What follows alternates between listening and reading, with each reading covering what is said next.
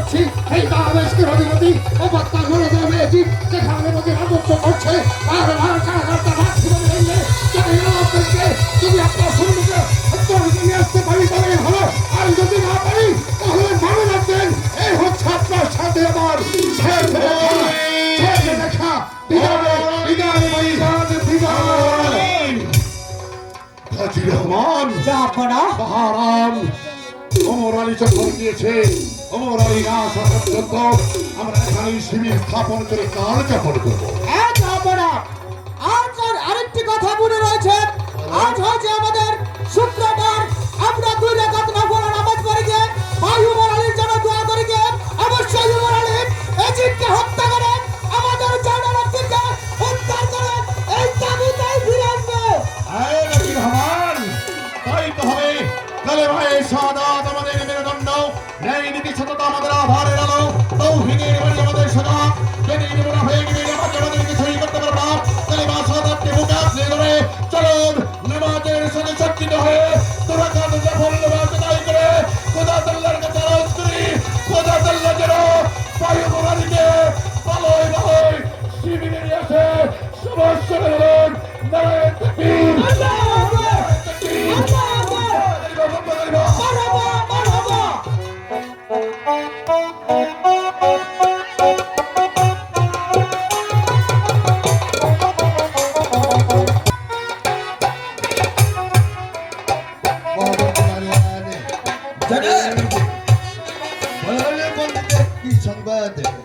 জনাব, আমার মনে হয় রাজ্যে কোনো দুর্ভিক্ষ দেখা দেবে, কারণ আমার মনে পরস্পর জানতে পারলাম রাজ্যে নাকি সে বাদ হয়েছে সেই মদিনা হতে সে বাকিত হয়েছে আর সে ঘাও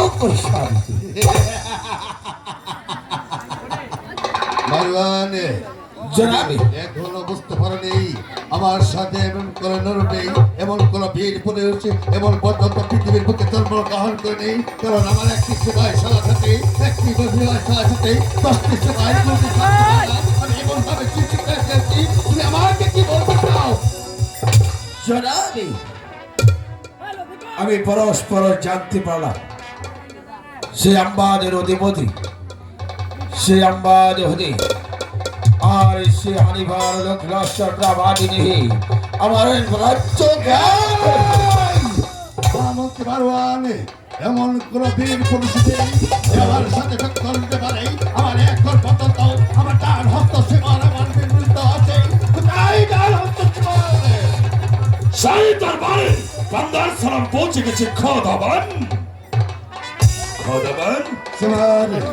বিবাহ করে গেলে বাসর ঘরে আম্বাজের অধিপতি হানিফা এসে দেবে চবের খরা। কারাগারের সৈন্যরা আমি হাঁটি হাঁটি পা করে আমি কারাগারে উদ্ভিদ ভাবে দেখেছি তারা কি যেন বলা বলি করছে। আম্বাজে নাকি মহাপলওয়ান হানিফা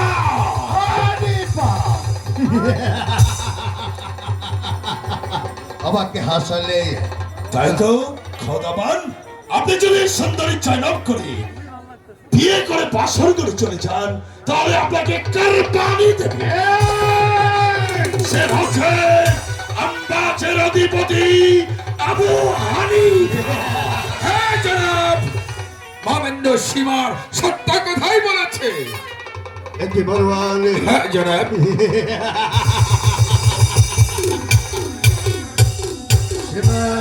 খোদাবান, আমি এখন সব কিছু বুঝতে পারছি। আজ থেকে আমি ঘোষণা করে দিয়েছি যে কোনো মুসলিম যে কোনো জায়গায় পাবে তাকে বন্দি করে আমার দরবারে নিয়ে আসবে। আর খালিদ পালোয়ানকে আমি দেখতে চাই। খোদাবান, আপনি যদি আমাকে আদেশ দিন তাহলে মন্ত্রী মারওয়ান অলিদকে নিয়ে আমি যাব হানিফাকে গ্রেফতার করতে।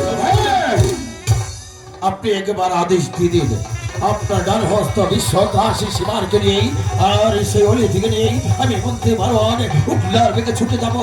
সদাই যে অবস্থায় পাবো না কেন সে হানিফাকে যতক্ষণ পর্যন্ত আমি শৃঙ্খল ধরেই আপনার দরবার না করবো ততক্ষণ পর্যন্ত আমার খাদ্য আমি চলে যাচ্ছি রাজ্যের পাহাড় থেকে পাহাড় পর্যন্ত যেখানে আমি হানিফাকে পর্যন্ত পাবো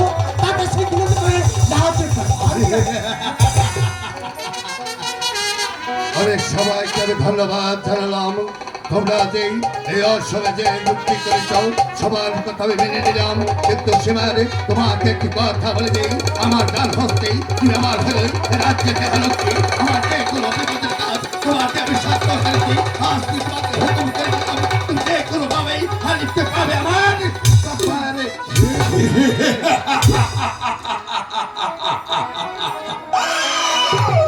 খোদাবার, সে যত পালোয়ারি হোক ওই হানিফাকে গ্রেপ্তার করে তুমি আমার সেই ব্যাপারে নিয়ে আসবো। তুমি চলে যাচ্ছি, চলে আসার মধ্যে মারওয়ান অলিত বিলম্ব হয়তো ক্ষতি হতে পারে। আমরা যে অধিপতি হানিফাকে আমি গ্রেপ্তার করি আমার প্রভুর ব্যাপারে নিয়ে আসবো। হ্যাঁ, এই চলো, এই চলো।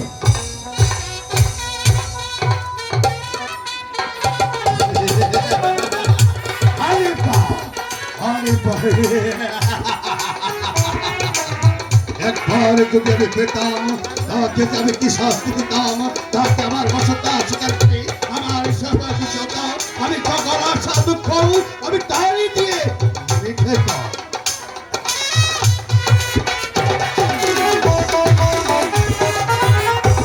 তার সম্মুখীন হতে চাই এই মানে বেয়াদব এদিক যদি সাহস থাকে তাহলে আমার সম্মুখে হাজির হোক। না না না, যুদ্ধ দেখতে সৈনিক দেখতে পাচ্ছে না, সবাই পানির ভয়ে পালিয়ে গেছে। হ্যাঁ, পালিয়ে কিছুতেই বাঁচতে পারবে না, যেমন করে হোক তাদেরকে ধরে খুঁজে বের করতেই হবে।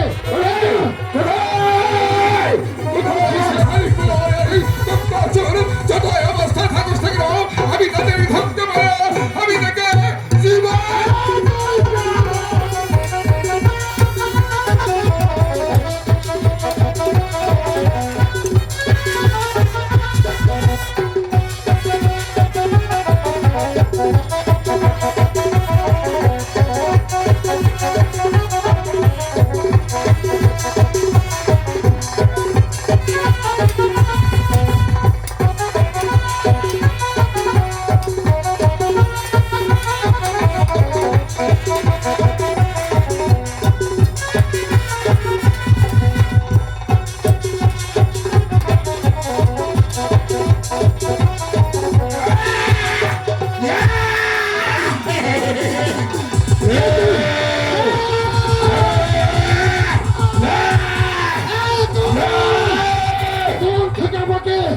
বেঁধে দিয়েছিস।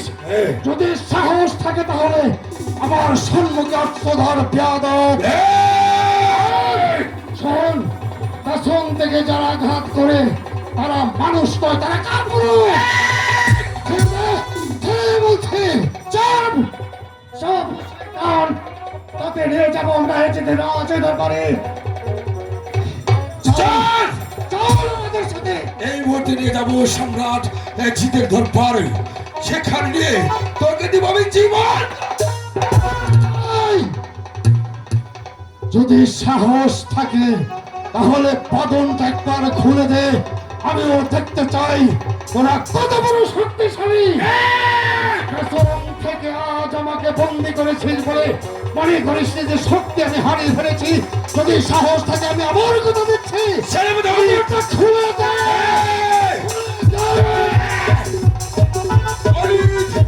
নিয়ে চলো।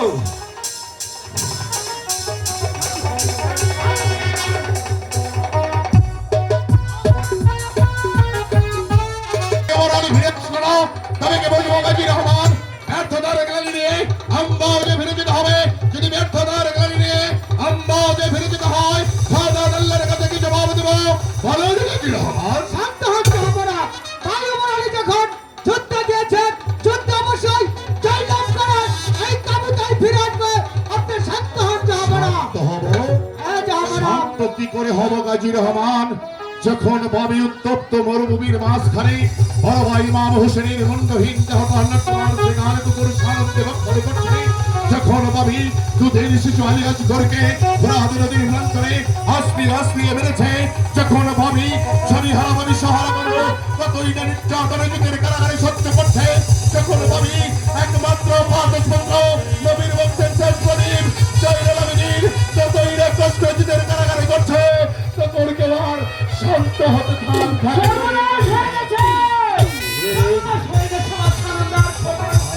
হয়েছে মহারাম? সর্বনাশ হয়েছে বাঁচবেন কি হয়েছে?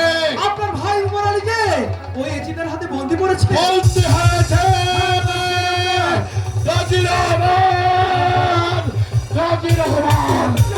আর এক মুহূর্ত বিলম্ব নয়, আমাকে সাজিদিন আমারে বারুদ তৈরি করুন। আমি যাব সেই কেমচাঁদের বাচ্চার মোকাবেলা করবো। লাথি মেরে মেরে বলবো কেমচাঁদের বাচ্চার কারাগার। উমর আলীকে করবো উদ্ধার। আসুন। আপনি অযথা বিচলিত হবেন না, আপনি শান্ত হয়ে তাবুতে বসেন। আমি যাব ভাই উমর আলীকে উদ্ধার করতে। একেবারে কারাগার থাকবো, কত শক্তিশালী লাঠি দিয়ে দেখেন আমার ভাই উমর আলীকে আমি উদ্ধার করবো ভাইজান, উদ্ধার করে নিয়ে আসবো ভাইজান। গাজী রহমান, গাজী রহমান, ধন চাই না, দৌলত চাই না, করুণা করুণার ভিখারি আমি আম্বাজীপতি মোহাম্মদ হানিফা। ওগো মেহেরবান খোদা আল্লাহ, আপনি কি শুনতে পাচ্ছেন না? আম্বাজীপতি মোহাম্মদ হানিফার কান্না। আপনি কি অন্ধ?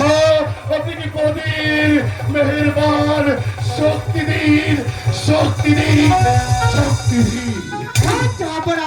আমি যাব, আমি যদি ভাই উমর আলীকে উদ্ধার করতে না পারি তাহলে বুঝবেন তারপর আপনার সাথে আমার এটাই শেষ কথা। বিদায়, বিদায় যাব না, বিদায়। হারাম সামরাই বন্দি গাজী রহমান গিয়েছে উদ্ধার করতে। হারাম একটা কথা আমি কিছুতেই বুঝতে পারছি না।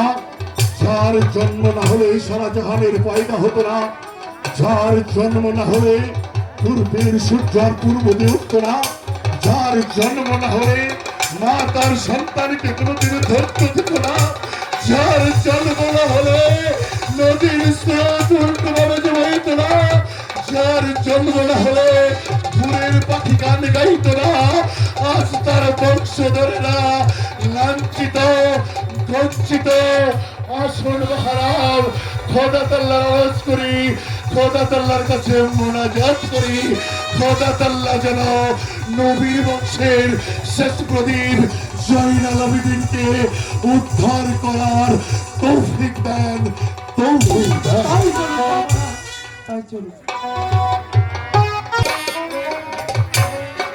মারওয়ান, জোহরে বলুন, খালিদকে ধরতে পারছো নাকি? আমি এখন করে বুঝতে পারছি না। বলুন, শিবানী কোথায়? মহারাজ, আমার মনে হয় সীমার গিয়েছে।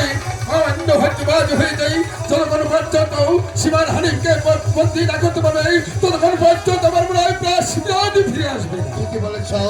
আমার ডান হস্ত শিবন, আমি যে কোনো কাজ দিয়েছি সে আমাকে করে দিয়েছে। আর তার বিশ্বাস আছে তাকে আমার দরবারে হাজির করবে।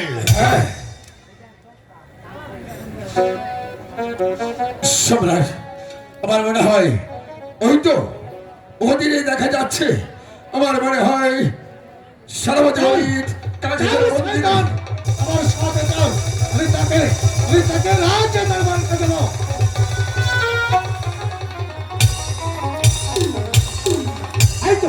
এই তো সম্রাট, আমি সে হানিফাকে ধরে এনেছি। বিচার করুন সম্রাট, এর বিচার আমি বিচার করি। তাহলে তুই সে পালোয়ান, তুই ঢামের সে।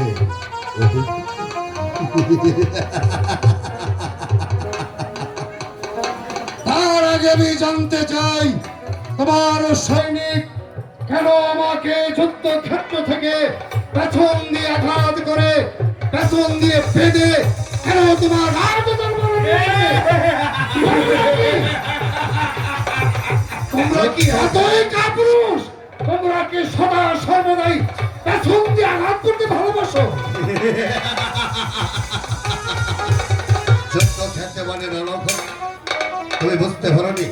আমার সিপাহী সালায় বলে একটি ট্রেনিং আছে। তারা যে কোনো পথে যে কোনো অবস্থায় তাকে অপহরণ করে আমার দরবারে আমার হুকুমে তারা কাজ করে।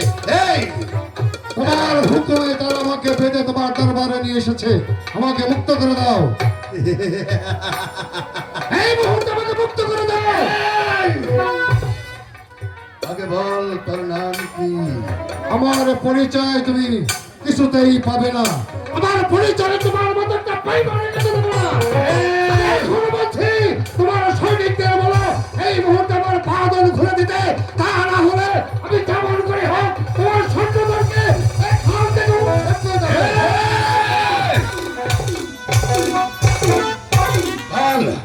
বল তোর নাম কি? বলছি তো, পূর্বেই বলছি, আমি আমার নাম কখনো তোমার কাছে বলবো না।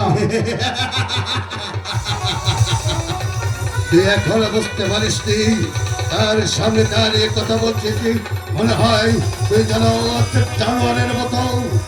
জানি জানি কার সামনে দাঁড়িয়ে কথা বলছি, আমার মাথাটা বালির মতন সামনে দাঁড়িয়ে কথা বলছি।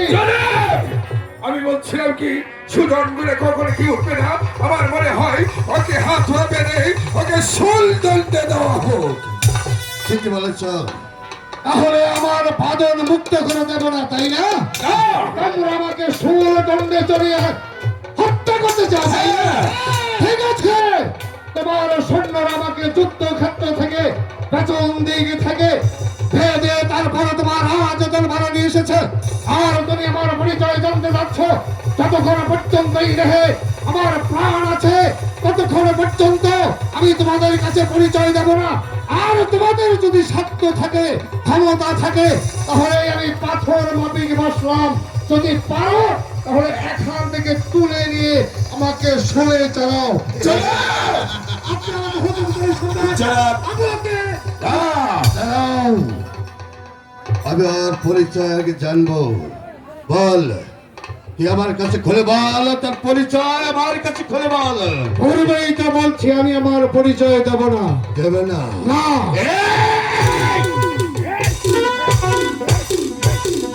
জনাব, আমি বলছিলাম কি এভাবে হবে না। আপনার ডান হস্ত বিশ্ব দাসী সীমারকে একবার ডেকে ওকে যেমনি ভাবে হোক না গো ওর কাছ থেকে পরিচয় জেনে নেবে। মারওয়ান, জনাব, আমার এই হাত দিয়ে আমি অনেক মানুষের দুনিয়া থেকে চির বিদায় করেছি, কিন্তু আমার চা বুকে মধ্যে মনে হয় আমাকে একটু দেখতে দাও।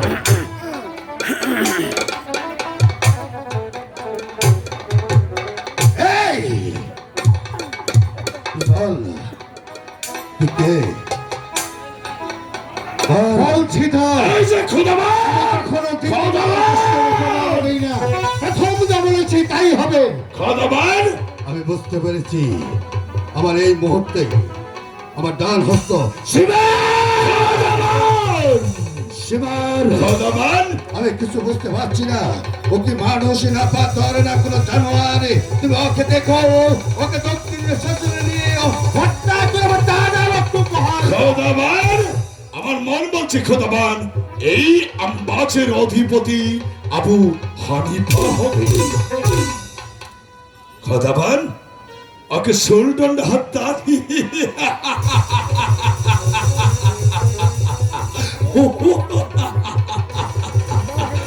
এই যে এখনো সময় আছে, বাসা থেকে উঠে আয়। এই! তুমি সাহস থাকে, তোমরা এখান থেকে উঠিয়ে নিয়ে যাও। আমি তোকে বলছি, মায়ের বুকে ফিরে যাওয়ার আগে উঠে আয়। আমিও তোমাদের বলছি, যদি তোমাদের সাহস থাকে, ক্ষমতা থাকে, তাহলে আমি বসছি, তুমি এখান থেকে তুলে নিয়ে যাও। তুলে নিয়ে গিয়ে আমাকে সুদণ্ড দাও। খোদাবান, আমি ওকে সোল করলে নিচ্ছি। ঠিক আছে খোদাবান, ঠিক আছে, উঠে আয়, উঠে আয়। উঠে আয়, উঠে পড়, উঠে আয়।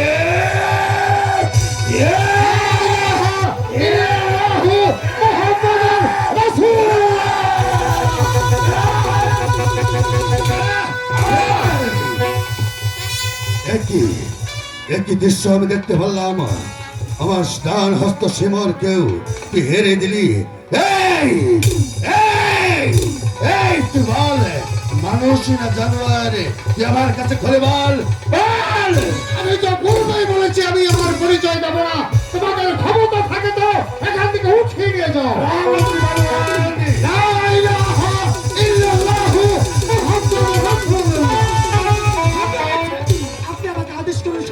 খোদাবান আমার মন বলছে শালা শুয়োরের বাচ্চা চিন দাও দানব হবে পাথর মোতাবেক বসে আছে কিন্তু বসা থেকে উঠাতে পারছি না আমার মন বলছে এটা মানুষ নাই এটা কোনো চিন পরি হবে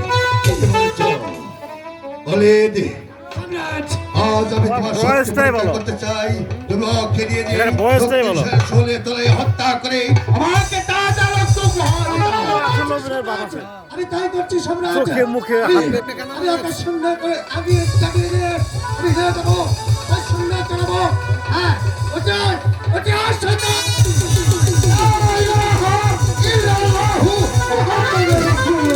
জনাব অলি তো যে ফিরে গেল মারওয়ান জনাব আমি তো কিছু বুঝতে পারছি না হ্যাঁ আর বিলম্ব না করে তুমি নিজেই ওকে শুনে চলে হত্যা করে আমাকে তাজা রক্ত উপহার দাও হ্যাঁ মহারাজ আপনার আদেশ মাথায় নেই আমি এই মুহূর্তে ছুটে যাবো ওকে যেমনি পাবো হোক না কেন ওকে চুনের মুঠে ধরে ওকে শরীর দণ্ডে পাবো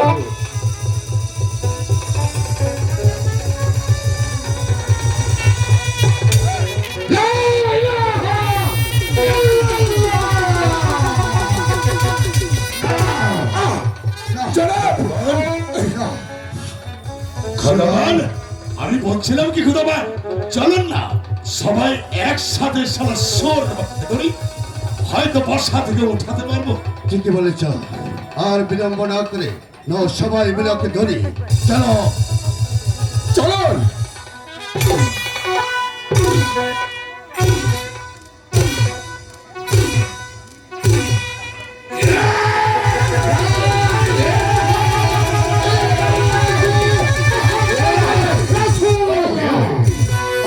এই এই একে আমি কি দেখতে পারলাম এই তুই কি মানুষ এই এই এই খোদাবান না অলিদ তোমার হাতে খড়কটা আমার হাতে তুলে দাও আমি নিজ হস্তে ওকে হত্যা করবো আপনার জয় হোক কে তুমি আমি আজ আপনার রাজ্যেই থাকি কি নাম তোমার আমার নাম উসমান গনি কি চাই এখানে এই রাস্তা পরে একটি চাকরি চাই চাকরি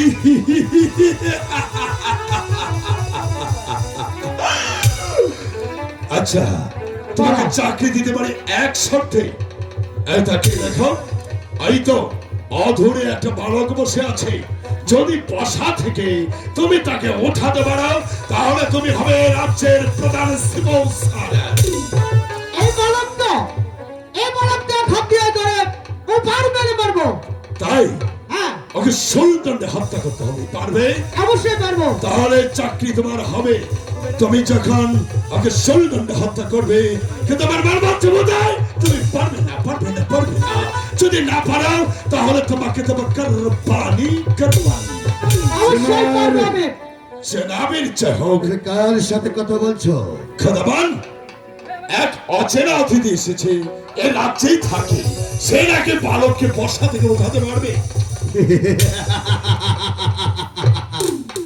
বালককে আসতে বলো কে তুমি আমার নাম উসমান গনি উসমানি গনি হঠাৎ করে তুমি দরবারে কিসের জন্য এসেছ আমি এসেছি আপনার দরবারে একটি চাকরির জন্য চাকরির জন্য অবশ্যই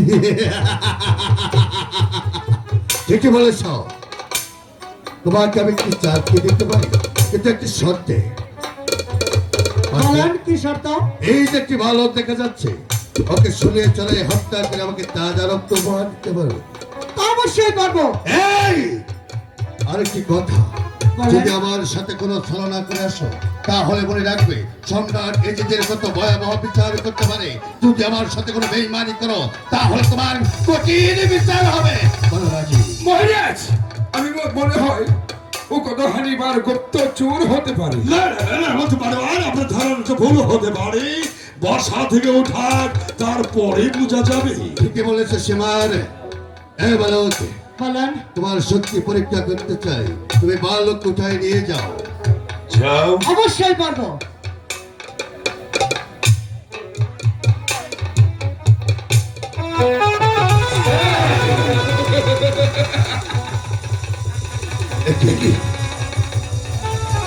একই সময় মহামন্ত্রী মারওয়ান মহারাজ আমি যে কিছুই বুঝতে পারলাম না ভগবান! সাগর যে কেন উঠে গেল আমি যে কিছু বুঝতে পারলাম না সীমারে তুমি আমাকে খুলে বলো খোদাবান! মানুষটা ছোট থাকতে পারে কিন্তু তার বাহুতে বহুবল, অনেক শক্তি, প্রভাব আর গায়ে দেহতে রয়েছে। ঠিক আছে, তুমি নিয়ে যাও শূলদণ্ডে। সারা শুয়োরের বাচ্চাকে শূলদণ্ডে হত্যা করে যাও। অবশ্যই নিয়ে যাবো। সীমারে মহামন্ত্রী মারওয়ান অলি মহারাজ আমার দেখতে কেবল সন্দেহ হচ্ছে তাই আমি তোমাকে দুজনকে বলছি ওর পিছে পিছে দেখবে যে ওকে হত্যা করে ছেড়ে দেয় যাও আর বিলম্ব না করে ওর পিছে পিছে তোমরা চলে যাও রাজা, আপনার আদেশ মাথায় নিয়ে আমি সেনাপতি অলিথকে নিয়ে যাবো। সেই মহামন্ত্রিত হয়ে আমি যতক্ষণ পর্যন্ত ওদেরকে সংবাদ না নিয়ে আসতে পারবো ততক্ষণ পর্যন্ত আর প্রাসাদে ফিরে আসবো। খোদাবান! সীমারে কিন্তু আমার মন বলছে এটা গুপ্তচর বসা থেকে উঠে বললো আমি জিজ্ঞেছি খোদাবান। সীমারে চলেন না খোদাবান, অনেকদিন যাবৎ আপনি সুলদণ্ডে সচকে দেখে আসবেন, আমরা দূর থেকে সুলদণ্ডটা দেখে ঠিক আসি। আছে আমি তোমার কথায় বিশ্বাস করে আমি চলে যাবো সেইখানে আমি দেখবো যে নিজের চোখে ওকে হত্যা করে ছেড়ে দেয় ও চোখে আমার সাথে কোনো বেইমানি করে তাহলে মনে রাখবে আমি সামনে এদিন ওকে আমি সহ এই দুনিয়ার থেকে চির বিদায় করে দেবো খোদাবান,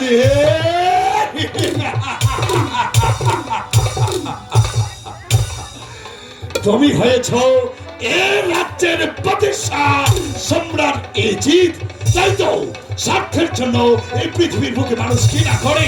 তাই তো আমি খোদাকে রেখে আমি তোমাকে বানিয়েছি খোদা মানে ভুল, সমস্ত ভুল। তাই তো আমি ক্লাস শিবার আমি সই হয়ে ঢুকেছি, কোঠাল হয়ে বেরিয়ে যাব। আমি চাই মাসনার অপেক্ষা করো ধীরে বন্ধু ধীরে, আসমানে সবে মাত্র মেঘ জমেছে, এখনো জরুরতে অনেকটা বাকি। অপেক্ষা করো বন্ধু, অপেক্ষা অপেক্ষা করো, অপেক্ষা অপেক্ষা।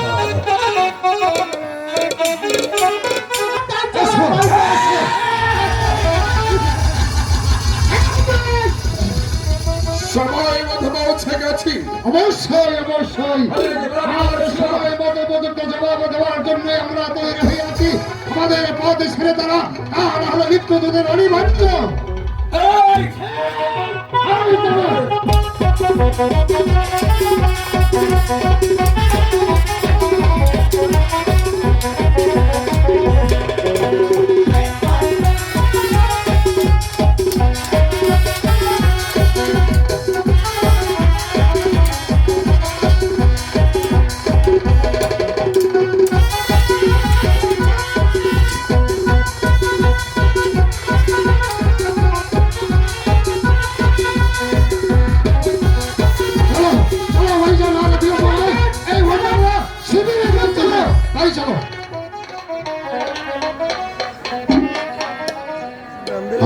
মহারাম এখনো পর্যন্ত গাজী রহমান ফিরে আসলো না মহারাম।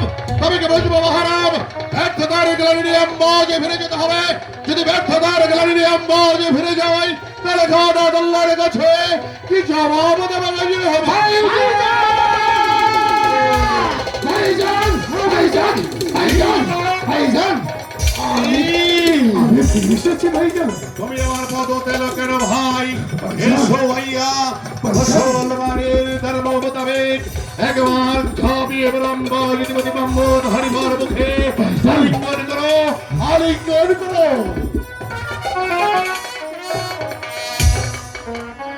ভাইজান আমি আপনাকে কথা দিয়েছিলাম যে বেঈমান নরদম এজিদকে বন্দি করে আপনার সম্মুখে নিয়ে আসবো। যখন আমি রণক্ষেত্রে পৌঁছেছি তখন আমাদের সীমার অলিতে মারওয়ান সবাই একসঙ্গে আমাকে আক্রমণ করে পেছন থেকে আমাকে এসে তারা বেঁধে ফেলে ভাইজান। আমার আলী পেছন দিক থেকে যারা আক্রমণ করে তারা ভীর কাপুরুষ আমরা নবী করিম রাসূল সাল্লাল্লাহু আলাইহি ওয়াসাল্লামের বংশধর আর এই যুদ্ধের ময়দানে জিন্দা না এই যুদ্ধের ময়দানে মৃত্যু আমরা বাপের বেটা সাহস থেকে তো মুখে মোকাবেলা করবে। আমি সেই কথাই বলেছিলাম, কিন্তু ওরা আমাকে এমন ভাবে আঘাত করার চেষ্টা করেছিল, কিন্তু ভাইজান আপনার দোয়া আর খোদা দোয়ার রহমতের কারণে তারা আমার কোনো ক্ষতি করতে পারে না। আর ভাইজান থেকে সময় পৌঁছে তাদের রাজ দরবার থেকে আমাকে উদ্ধার করে নিয়ে এসেছে। আপনি আমার বিশ্বস্ত সিপাহর সালারি নাম গাজী রহমান আজ যে অপকার করেছেন এই অপকারের পরিপ্রেক্ষিতে আপনাকে কি বলে সম্বোধন করব সে ভাষা তো আমার জানা নেই। আসলে গাজী রহমান একবার আম্বাজীপতি বন্ধধারীবার বুকে ঝাঁপিয়ে পড়ুন। আসুন গাজী রহমান, জাহাপনা সত্যি আপনি মহান উপকার পরিচয় দিয়েছেন। আপনি যে উপকার করেছেন আমার আলী জাহাপনা আমার আলী আপনি তার সুরঙ্গ পাহাড়ে চলে এসেছেন, আমিও চলে আসি। আপনারা তাপস করেন, আমি যাবো রাজিন করে যাই, একজনকে হত্যা করেন, আমাদের জায়গার কথা উদ্ধার করে দেওয়ার প্রবাদন আপনারা আমাকে আদেশ করেন। ভাইজান ভালো আমার আলী, শেষবারের মতো আবার তাবুতে বসে আপনি দৃঢ় প্রতিজ্ঞায় প্রহর গুনছেন। নবীর বংশকে রক্ষা করার জন্য আম্মাজ থেকে সুদূর হাতির উপর হামপাড়া দিয়ে হস্ত প্রদূলিত করে ছুটে এসেছেন সেই আম্বাজের অধিপতি আমজাদ বেদিন সেনাবাজি এজিদকে ধরার জন্য। আর অপেক্ষা নয়, তাবুতে বসে আমি আবার চলে যাব। তাদেরকে সুরঙ্গ পথ আমার ভালো করে দর্পণে জানা আছে, তাই আরেকবারের জন্য আপনার কাছে অনুমতি নিতে চাই। বেঈমান জনার্দন সেই সীমারকে বন্দী করে আমি আপনার দরবারে নিয়ে আসতে জন্য অনুমতি চাচ্ছি। ভাইজান খেয়াল ছিল না, খেয়াল থাকতে নেই অপরাধ আমার। আজ আমি দিন দুনিয়ার মালিকের নামাজ পড়তে পারিনি। ভাইজান আমার আলী বলুন আর ভাইজান। এক মুহূর্ত অপেক্ষা নয়, চলুন নামাজের সাজে সজ্জিত হই, কালেমা শাহাদাতকে মোকাবিল করি। যুদ্ধের ময়দানে এসেছি, ভারতে আগুন তৈরি করুন, দল দল করে সাজান, সৈন্য সামন্ত তৈরি করে এদিকে সুরঙ্গ প্রাপ করে চাপিয়ে পড়বো। কমচাতের বাচ্চার সুন্দরে কমচাতের বাচ্চাকে চালিয়ে মারবো, কমচাতের বাচ্চাকে পড়িয়ে মারবো। তবে আম্বাজীপতি মোহাম্মদ আলিবার